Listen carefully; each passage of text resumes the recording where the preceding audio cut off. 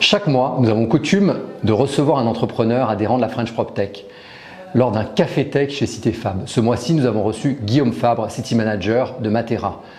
Si vous aussi voulez pitcher votre startup chez CitéFab et French PropTech, je vous invite à nous contacter. Bon visionnage. Bon, je pense que la plupart d'entre nous dans la salle, on sait ce que c'est qu'un syndic à peu près, j'imagine. Mais du coup, pour ceux peut-être qui... Ouais, c'est ça. On a déjà parlé le mois dernier avec Astralis. Et pour ceux qui ne savent pas, j'ai juste fait une petite définition. Donc, effectivement, ce que c'est qu'un syndic, c'est du coup une personne morale, une personne physique qui est le représentant légal d'une copropriété et qui est du coup élu à l'Assemblée Générale. C'est une personne du coup qui est là pour... c'est le mandataire de la copropriété. Il est là pour payer les factures, organiser une Assemblée Générale, répondre aux différents besoins de ses copropriétaires.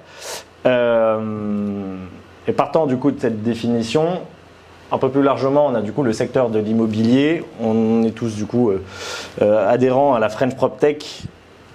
Ce que je vais dire là, donc le secteur de l'immobilier qui n'échappe pas à la forte digitalisation de ce métier, c'est une évidence. Mais du coup, ce qui est important de retenir, c'est que dans la gestion de la copropriété, aujourd'hui, le syndic, c'est un métier qui était pas très digitalisé jusque-là. C'est un métier qui a un petit peu raté le virage de la digitalisation, et même si aujourd'hui le copropriétaire, l'âge moyen d'un copropriétaire c'est 56 ans, ses besoins évoluent. J'ai mis ici du coup les 3 principaux besoins aujourd'hui d'un copropriétaire. Alors, c'est pas moi qui le dis, hein, c'est les différentes études et enquêtes qu'on peut regarder, qu'on peut trouver sur internet. Mais aujourd'hui, un copropriétaire, effectivement, ses besoins, et ça passe par la digitalisation de ce métier, sont donc la transparence, la réactivité et le prix. En 2014, on a eu la loi Allure du coup, qui est arrivée dans justement ce monde de la gestion de copropriété pour encourager un petit peu les syndics à se digitaliser. Je ne vais pas aller trop dans le détail de la loi Allure, mais ça a du coup obligé les syndics à mettre en place un système d'extranet, un système de stockage de documents à la disposition des copropriétaires qui souhaiteraient consulter les comptes, le dernier PV d'AG, toutes ces choses-là. Ça a été mis en place en 2015, effectivement. C'est-à-dire qu'avant, tous les copropriétaires qui voulaient consulter des choses concernant leur copropriété, savoir où en était leur dossier de fuite d'eau, choses comme ça, devaient se rendre sur une enseigne qui avait un pignon sur rue, donc une agence de syndic. Et ça aujourd'hui, donc jusqu'en 2015, c'est la preuve un petit peu la preuve la plus flagrante entre guillemets que certains syndics avaient du coup un petit peu raté ce virage-là de la digitalisation. Il fallait du coup prendre sur son temps perso ou pro juste pour savoir où allait son argent, savoir où est-ce qu'on était de la fuite d'eau, toutes ces choses-là. Hop. Donc ça c'est le constat, et donc effectivement il faut répondre à ces 3 enjeux. C'est donc la réactivité, le manque de transparence et un coût du coup qui est raisonnable pour les copropriétaires. Si je reviens un petit peu en arrière sur les différentes manières de gérer une copropriété en France, aujourd'hui il y en a 3 principalement. Le premier c'est le modèle de syndic professionnel, donc qui est représenté par des acteurs comme Foncia, Syndic One, Citia, Nexity et d'autres. C'est un modèle dans lequel les copropriétaires décident de déléguer 100% de la gestion de la copropriété à un tiers qui est leur gestionnaire. Le problème en France, c'est que ce tiers, et je ne veux surtout pas jeter la pierre à des gestionnaires, on en parlait tout à l'heure pendant le déjeuner, mais un gestionnaire aujourd'hui, en moyenne en France, il gère entre 30 à 60 copropriétés. C'est parfois beaucoup plus chez certains syndics. Mais quand on gère 60 copropriétés, c'est gérer les sollicitations de plusieurs centaines de personnes en même temps. C'est absolument impossible. Il doit gérer les mails, les SMS, les appels, les rendez-vous sur place, les rendez-vous de gestion de suivi de travaux, répondre à toutes les sollicitations qu'il a, faire la comptabilité, organiser les AG, gérer les sinistres. Tout ça, c'est un seul et même gestionnaire qui est la porte d'entrée de toutes ces sollicitations pour des copropriétés. Et c'est le talon d'Achille de la gestion de la copropriété, on va dire traditionnelle, c'est la réactivité. Et ce n'est pas la faute du gestionnaire, c'est plutôt le modèle en tant que tel qui lui impose en fait autant de travail. Donc ça c'est le premier modèle, et aujourd'hui, c'est un fait. Aujourd'hui, le métier de syndic, c'est un métier qui est mal aimé. C'est un métier pour lequel les copropriétaires sont principalement insatisfaits. Et encore une fois, je ne veux pas jeter la pierre sur les syndics ou en faire une généralité, mais c'est un constat qu'on fait de manière générale. Et à l'opposé de ce modèle-là, du coup, de gestion de copropriété, vous avez le modèle de syndic coopératif et bénévole. C'est deux modèles de syndic autonomes dans lesquels ce sont les copropriétaires qui reprennent la main sur la gestion de la copropriété. C'est du coup, dans le modèle de syndic bénévole, un seul et même copropriétaire qui reprend la main sur toutes ces choses-là, sur tous les aspects de la copropriété. Faire intervenir un plombier, payer les factures, organiser les AG, c'est un copropriétaire qui le fait. C'est un modèle qui est répandu entre 10 et 15% en France, qui s'adapte énormément à des petites copropriétés. Quand vous êtes 3-4, vous avez 10 factures à payer à l'année. Si tout le monde s'entend bien, c'est une affaire qui roule. Donc c'est une seule et même personne qui gère tout ça. Et le deuxième modèle de syndic que supporte principalement Matera, du coup, c'est là qu'on entre en jeu, c'est le modèle de syndic coopératif. C'est un petit peu un hybride entre les deux, dans lequel en fait c'est pas une seule personne, un seul copropriétaire qui gère tout, mais la tâche est répartie entre plusieurs copropriétaires.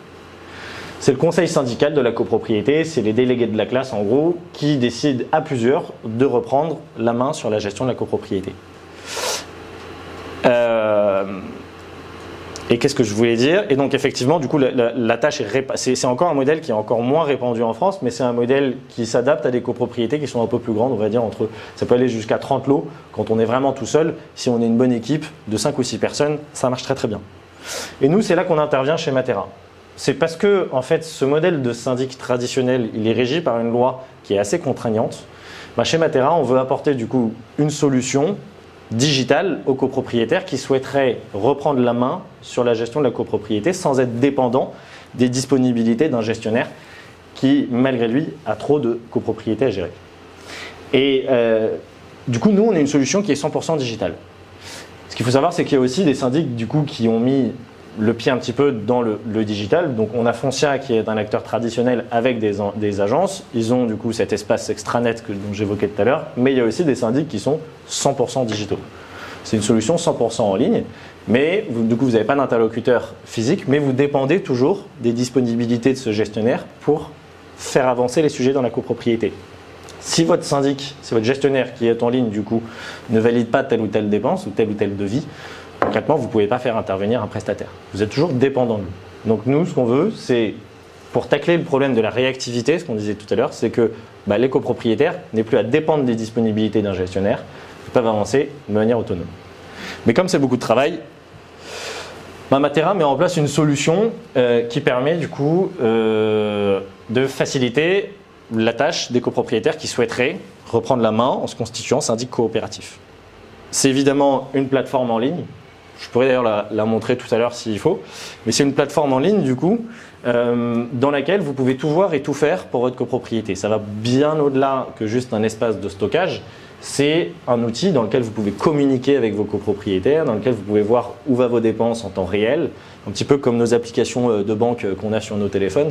On peut voir où va notre argent en temps réel. Avec un syndic, c'est pas possible. C'est une fois par an, ou globalement avant l'Assemblée Générale, qu'on peut savoir un petit peu ce qui s'est passé des dépenses.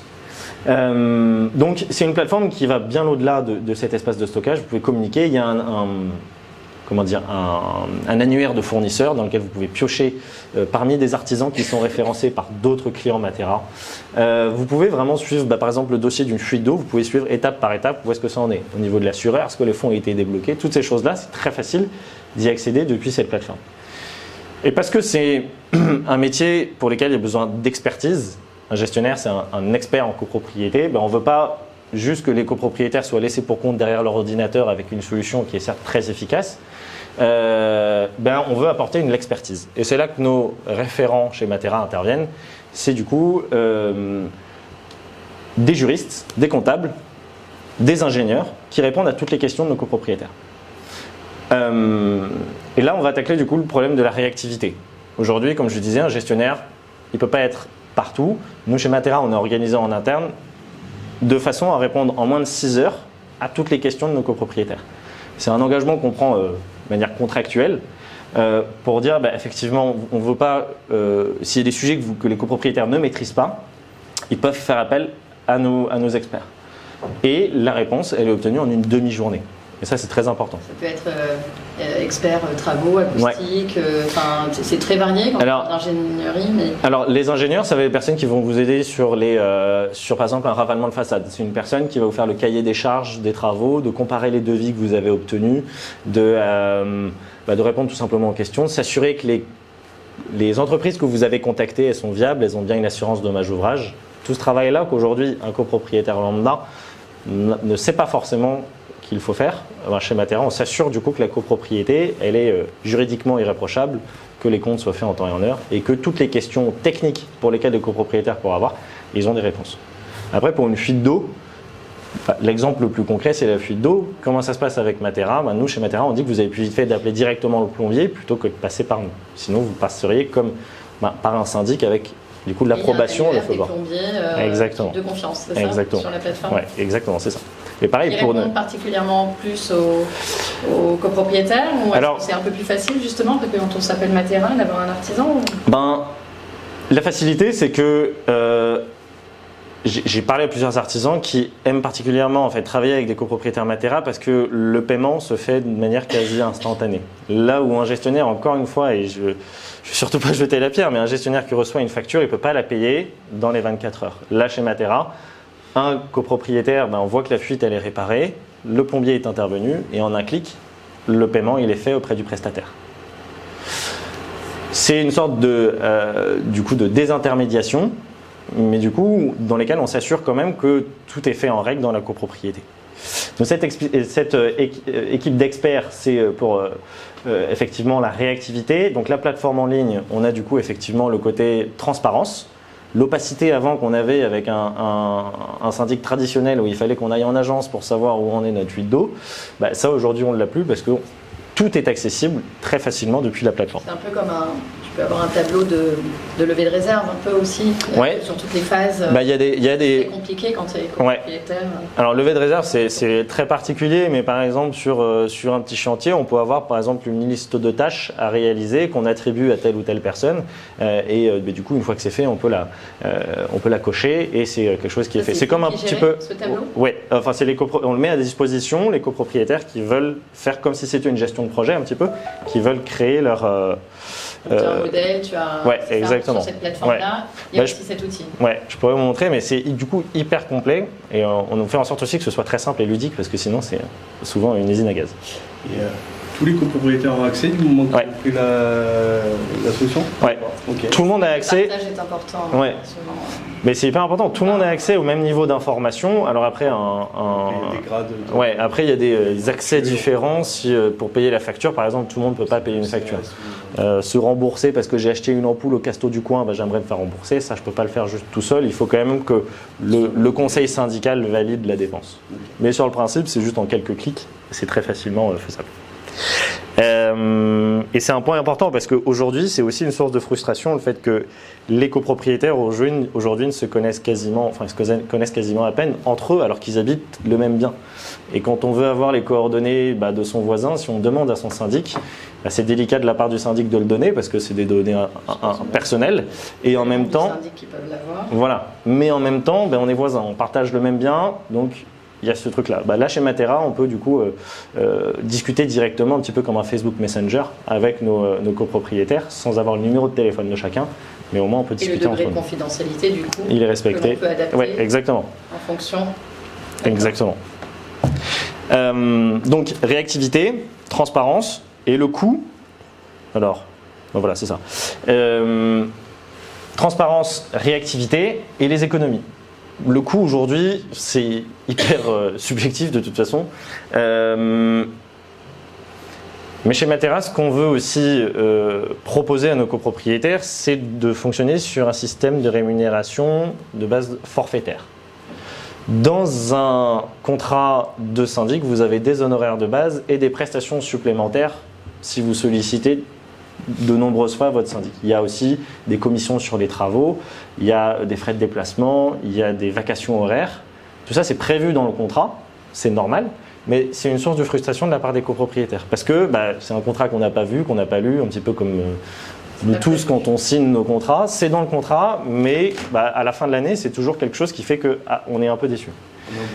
Voilà. Mais on ne peut pas en vouloir, encore une fois, au gestionnaire, c'est dans son contrat. C'est une réalité. Et là, du coup, chez Matera, pour, encore une fois, se positionner un petit peu en opposition à ce modèle-là, c'est un système de forfait. C'est-à-dire que tout est compris dans un seul et même forfait. Vous pouvez passer 20 heures au téléphone avec votre juriste sur un sujet juridique, c'est compris dans un forfait, c'est compris dans le forfait de base que Matera vous propose au début de votre aventure avec Matera. Ce qui fait que du coup, il y a différents leviers effectivement d'économie qu'on peut faire avec Matera. En moyenne, on fait 30% d'économie de charge sur nos copropriétés qui passent chez Matera. Les différentes manières de faire, c'est déjà effectivement que c'est sur un forfait. Déjà, il y a des choses que Matera ne fait pas, comparé à un syndic, comme par exemple, vous dire qu'on va appeler un plombier quand vous avez une fuite d'eau, ça c'est pas prévu dans nos prestations, donc on est forcément moins cher. C'est un système de forfait, ça évite les mauvaises surprises, les frais bancaires, des choses comme ça. Il n'y a pas de commission sur les travaux. Matera ne prend aucune commission si demain la copropriété fait un ravalement de façade. Et il y a aussi le fait que les copropriétaires traitent en direct avec les prestataires qui interviennent dans la copropriété. Là où derrière, il peut y avoir du coup un syndic qui dit moi j'ai mon plombier, je travaille qu'avec lui, mais c'est souvent, quand on met en concurrence, on se rend compte que c'est parfois un peu plus cher que si on passait par un plombier, on va dire. Par rapport à des personnes qui pourraient dire, vous êtes syndic, c'est votre métier, ouais. vous avez des prestataires avec qui vous travaillez de manière récurrente, ouais. Vous aurez les meilleurs tarifs. Est-ce que c'est vrai ou est-ce que c'est faux ça? Que nous, on aurait les meilleurs tarifs? Non, qu'un syndic professionnel, moi en tant que particulier, je viens chez Matera, je vais appeler un plombier du coin, il va me dire mais qui vous êtes? Alors qu'un syndic, il a 2-3 plombiers à chaque fois. Est-ce qu'il n'aura pas des meilleurs tarifs ou est-ce qu'il aura les mêmes tarifs que... C'est très variable. D'accord. Il y a des pratiques qui datent d'il y a longtemps, je ne sais pas si c'est encore vrai aujourd'hui, mais il y a des rétrocommissions de temps en temps sur des prestataires qui pourraient intervenir dans telle ou telle copropriété parce que on travaille avec le même syndic. C'est-à-dire que moi je suis syndic, je mets ce plombier sur toutes mes copropriétés, je te garantis monsieur le plombier que je te mets sur toutes les copropriétés, mais en échange, il y a un système de rémunération. Je ne sais pas, c'est jamais vraiment écrit quelque part, je ne sais pas si c'est une pratique qui se pratique encore. Je crois entendre que oui, de temps en temps. Mais du coup, il n'y a pas vraiment de bonne réponse à ça. En revanche, nous, ce qu'on recommande, c'est toujours de faire marcher la concurrence. N'appelez pas qu'un seul plombier. Vous pouvez en faire intervenir plusieurs, ou faire plusieurs devis. Et c'est toujours comme ça qu'on fait faire des économies.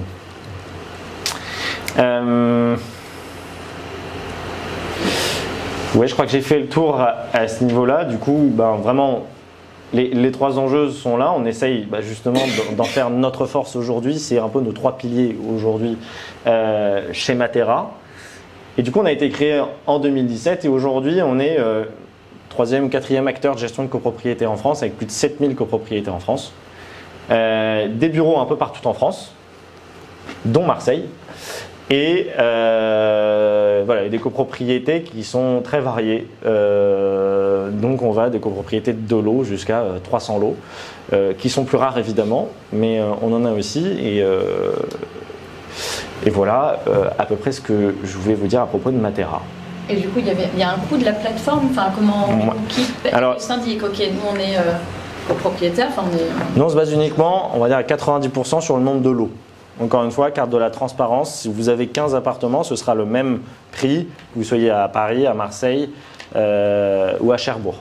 On veut jouer à la carte de la transparence, ce qui n'est pas une mauvaise surprise, donc c'est à peu près le même prix. En revanche, il y a des choses sur lesquelles on fait attention. Si par exemple la copropriété a 30% d'impayés, on sait que derrière, on va énormément travailler pour essayer de résoudre ces choses-là.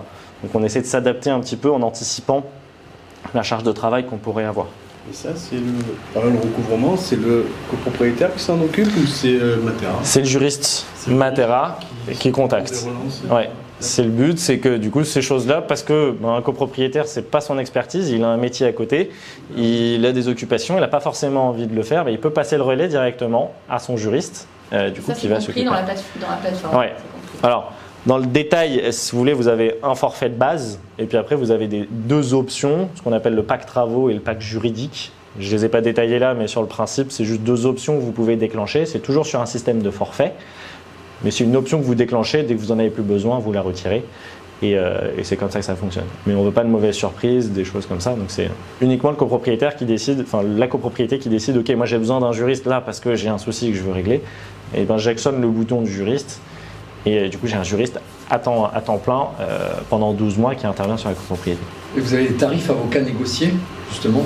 Non, un avocat. Tu sais orienter vers des avocats? Oui, on s'est orienté vers les avocats, mais vu que l'avocat est totalement indépendant, on ne peut pas. Mais vous avez des idées je sais pas, une procédure pour un impayé, ça peut coûter de temps. Ouais. Bah, ça, on a l'habitude de travailler du coup avec des avocats effectivement sur des procédures. On a les avocats avec lesquels on a l'habitude de travailler, mais on n'a pas de tarifs négociés ou quoi que ce soit là-dessus. Et donc aujourd'hui, vos clients, c'est les syndicats de copropriété? Ouais.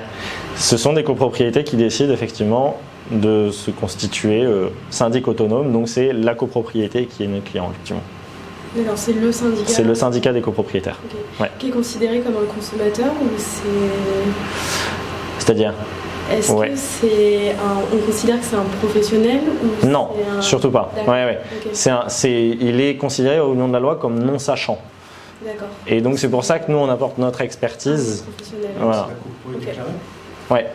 D'accord, ça reste un nom de sachant. Ouais. C'est en syndic coopératif et bénévole, il est considéré au nom de la loi comme un non sachant. C'est quoi la différence avec une copropriété qui est déclarée et non déclarée? Par exemple, moi je suis. Toutes les copropriétés d'habitation sont déclarées en tant que quantité elles-mêmes. D'accord. C'est vraiment une entité maintenant, c'est obligatoire dans l'habitation. Le tertiaire, ça n'est pas encore. Au registre national des copropriétés et On a un listing de toutes les copropriétés avec qui gère. Le mandat du syndic, qui gère quoi, etc. Et par exemple, dans le registre national des copropriétés, si vous tombez sur une copropriété Matera, le syndic, c'est la copropriété, c'est le conseil syndical de la copropriété. Et donc il est non sachant. Il est non sachant au nom de la loi. Mais il a quand même les responsabilités. Il a les mêmes responsabilités qui sont de faire du coup les comptes de la copropriété, d'organiser au moins une assemblée générale une fois par an et de réaliser les travaux urgents de la copropriété si on a besoin. Mais pour ces tâches-là, c'est Matera du coup qui prend le relais sur ces trucs-là. S'il y a quoi que ce soit, c'est le CS qui est responsable ou c'est tout c'est le syndicat des copropriétaires. Donc c'est la personne morale de la copropriété. Et dans tous les cas, même s'il y avait par exemple une erreur comptable ou quelque chose comme ça, le conseil syndical est couvert par une responsabilité civile, une assurance responsabilité civile qui est comprise dans le forfait, un petit peu comme avec un syndic. Mais par exemple, il y a une tuile qui tombe sur un passant, que ce soit avec un syndic traditionnel ou avec Matera, c'est le syndicat des copropriétaires qui est tenu responsable. C'est pour ça qu'il y a des assurances pour ça. Mais dans tous les cas, c'est du coup la personne morale de la copropriété qui est tenue responsable. Ouais, donc passer par vous, ça ne met pas à risque, parce que ta question elle est louable, je trouve. Ça ne met pas en risque, en danger, juridiquement parlant. Surtout pas. Le but c'est que effectivement un copropriétaire qui a juste envie de reprendre un peu en main sa copropriété, demain ne peut pas se retrouver en prison. En fait. Alors que si tu es syndic bénévole, que tu n'es pas réglo, que tu n'es pas carré. Si tu es syndic bénévole sans rien tout seul, sans aucun parachute, sans Matera qui fournit des assurances, etc., et qu'il y a un copropriétaire qui veut porter plainte contre toi, c'est toi qui est tenu responsable. Bon, après c'est des cas qui sont assez rares entre guillemets, mais ça peut arriver. Non mais aujourd'hui, avec ce qu'on a vu à Marseille avec un immeuble qui est tombé, les immeubles qui sont tombés en l'occurrence, ce qui est le cas de petits immeubles, c'était ça, R+3, R+4, tu as des fissures dans ton immeuble et où il est mis il y a un arrêté de mise en péril. Les copropriétaires ont voulu faire des travaux, tu n'as pas répondu, vous n'avez pas fait d'AG, ça a été fait à la bonne franquette. Quelque part, tu peux être responsable. Tu peux être responsable. Parce qu'avec votre solution, en fait, on a des garde-fous un peu partout pour s'assurer. Voilà. Et en fait, quelqu'un peut être tenu responsable si par exemple donc la copropriété s'effondre. Moi, je suis syndic bénévole. Je suis tenu responsable si en fait j'ai été informé. On arrive à prouver que j'ai été informé que la copropriété était en danger. C'est-à-dire qu'on a fait une AG où il fallait voter les travaux urgents. Je ne les ai pas votés. Là, je suis responsable. En revanche, si la copropriété elle s'effondre et qu'on n'a jamais vu qu'il y avait des fissures, personne n'est responsable. C'est la mairie qui est mise en cause, de ne pas avoir fait ce travail-là. Enfin bref, là on va dans les détails. C'est pas des détails parce qu'aujourd'hui, dans les immeubles vieillissent, on est nombreux dans les habitations, nombreux est une chose, mais surtout beaucoup ont fait des travaux de modification. C'est très à la mode d'investir dans l'immobilier, etc. tu as à grandir à petit si, enfin peu importe. Et les us et coutumes dans les immeubles ont changé. Avant, tu avais peut-être des grands appartements avec plein de petites pièces. Après, on a fait des lofts. Maintenant, ceux qui font de la colocation vont refaire des petites pièces. Alors ça, c'est pas grave. Ils font des pièces, donc ça c'est bien, ça maintient la structure. Mais ceux qui pètent tout, qui font des lofts, tu vois, des familles recomposées, etc. Donc, on a des modes de vie qui changent, qui évoluent avec le temps. Donc, on va changer de la manière qu'avant, tu avais une voiture, tu n'as pas de voiture au début quand tu es jeune, puis après, peut-être une voiture pour deux, puis après, une voiture, tu as un enfant, il faut, je sais pas quoi, 2-3 enfants, une voiture familiale. Après, tu vas réduire quand tu es retraité. Donc, c'est le mode d'habitation et le mode de gestion de ton bien évolue. Du coup, tu modifies les biens sans forcément déménager. Et enfin, nous, on l'a vu sur Marseille, beaucoup de gens qui font des travaux affectent la structure de leur vie. Bien sûr. Et c'est pas si anodin que ça. Et c'est pour ça qu'il y a des maintenant la loi impose du coup de faire des diagnostics de la copropriété, j'ai oublié le nom. DTG, diagnostic. Ouais, c'est ça, voilà. Pour s'assurer que la structure de la copropriété en fait n'est pas affectée au cours des années. Je crois que c'est tous les 10 ans. Je crois que c'est une fois tous les 10 ans pour certaines copropriétés, et du coup pour s'assurer qu'effectivement ces choses-là soient mises en place. Et là, Matera informe. Voilà. Et là, Matera, si on voit que le DTG a été réalisé il y a 9 ans, c'est notre rôle de dire attention, il y a une obligation là à respecter, est-ce que vous voulez la faire ou pas? Après, les copropriétaires votent, ils le font, ils le font pas, c'est leur responsabilité. Il y a un suivi. Il y a quand même un suivi. Comment tu reviens vers nous? C'est notre rôle, du coup, à travers la plateforme, de dire, en fait, votre copropriété, elle est juridiquement irréprochable. S'il y a des nouvelles directives du gouvernement, de la mairie, des choses comme ça, c'est notre rôle de s'assurer que c'est bien appliqué dans nos copropriétés. Par exemple, il y a une nouvelle loi qui dit qu'il faut faire un diagnostic tous les 5 ans. Et nous, chez Matera, on va inclure directement dans la prochaine Assemblée Générale cette résolution. C'est imposé et comme ça on est sûr que les copropriétaires. Vous servez de veille juridique. Veille juridique, comptable, etc. Veille juridique. Puis après on va s'occuper de tout ce qui est gestion administrative, la répartition des charges, l'envoi des appels de fonds, des convocations aux assemblées générales, tout ça c'est. Les appels de fonds, tout ça c'est géré par. Tout ça c'est Matera qui s'en occupe, c'est à travers l'outil du coup qu'on s'occupe de faire tout ça. Il y a des bons comptables. Il y a des bons comptables, évidemment. On a les meilleurs. Une question, du coup, le CS qui est nommé, c'est quoi? C'est une personne. Il y a un minimum de personnes qui doivent être c'est quoi le garants. CS? Pardon. Conseil syndical. Il y a un minimum de personnes qui doivent avoir les droits sur Matera. Il n'y a pas de minimum. Il n'y a pas de minimum à ce niveau-là. Ça peut être de 2 à toute la copropriété en fait peut être au conseil syndical. Non, je me disais, s'il y en a un qui déménage et qui ne veut plus le faire, du coup. Là, c'est l'éternelle question, c'est qu'il faut le refaire, il faut trouver un remplaçant. D'accord. Si on ne trouve pas de remplaçant, c'est compliqué. Parce qu'un qui part en cours de mandat, on va dire. Et s'il est seul, c'est ça? S'il est seul et qu'il en a marre et qu'il déménage ou qu'il ne veut plus le faire. Dans ces cas-là, soit ils reviennent avec un syndic professionnel, soit il faut trouver un remplaçant. C'est un petit peu notre, c'est l'éternel. Mais même un syndic traditionnel doit avoir du coup un conseil syndical qui est investi dans sa copropriété pour faire avancer les sujets, puisqu'il ne dort pas sur place. Donc, globalement, il a besoin de quelqu'un. Il a toujours, s'il y a un conseil syndical demain qui démissionne, effectivement, le syndic il est aussi handicapé à ce niveau-là. Et Matera encore plus. Parce que du coup, ça remet en cause tout le. Pire, sinon il y a Astralis qui peut se. Il y a Astralis, effectivement, qui peut se passer sur les grosses copropriétés. Voilà. D'accord. Yes. Et voilà. Merci beaucoup. Merci à vous. Merci. Merci pour l'accueil. À très bientôt. À bientôt.